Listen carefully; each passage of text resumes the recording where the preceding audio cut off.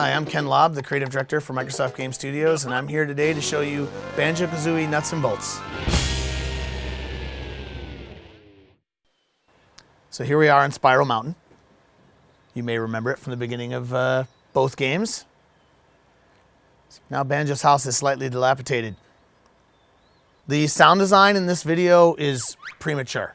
So there's missing sound effects, there's missing music, but it's pretty, so why don't you go ahead and run it.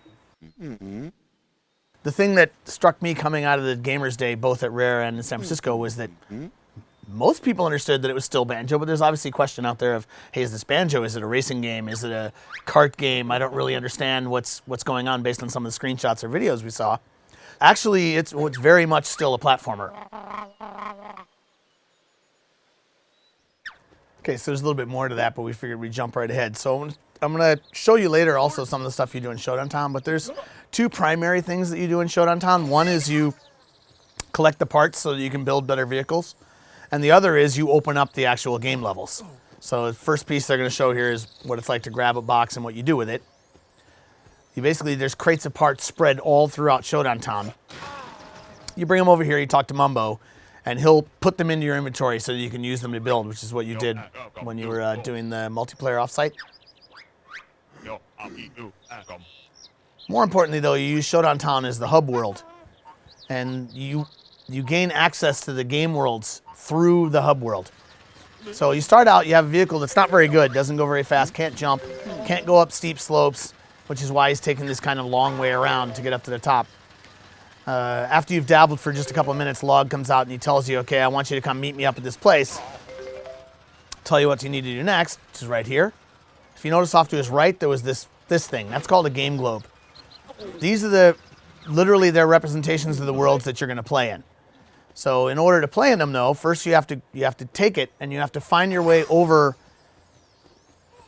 to this stand, put it on, and then throughout Showdown Town, doors will open that you get access to based on how many Jiggies you have. So I think the way you unlock this game is very elegant.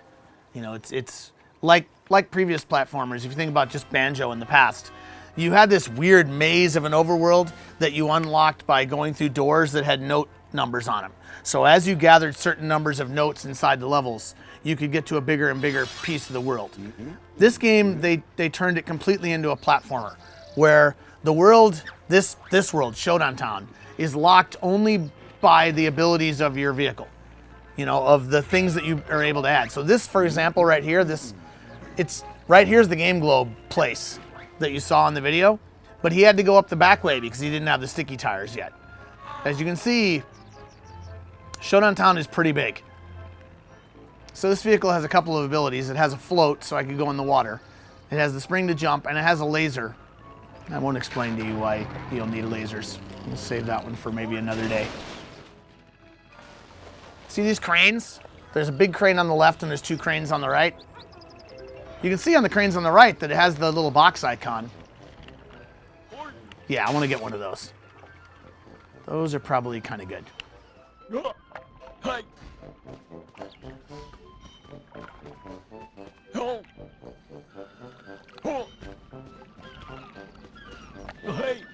The primary function that Kazooie has in the game is she carries this wrench, and the wrench is used for many different things. One of the things that the wrench is used for is to turn these devices. So you basically grab with the wrench, and then you twist the controller around, and it'll move different things in the game. So I'll shake my box free.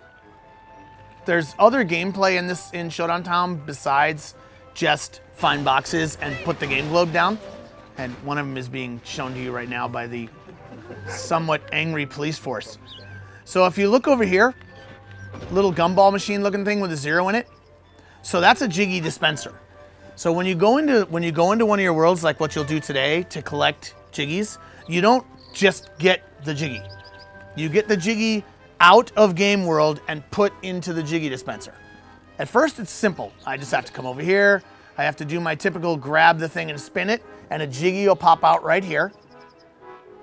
And then I can put it up, and then I carry it over to that, and it sticks the Jiggies up into this device. This is showing 100 because I cheated my way, right? So you just carry the Jiggy here and it floats up. The number of Jiggies you have determines which one of these doors, the doors that are lit up. See, there's one right there. There's one over there. Those have Jiggy requirements, kind of like Banjo and Banjo-Tooie.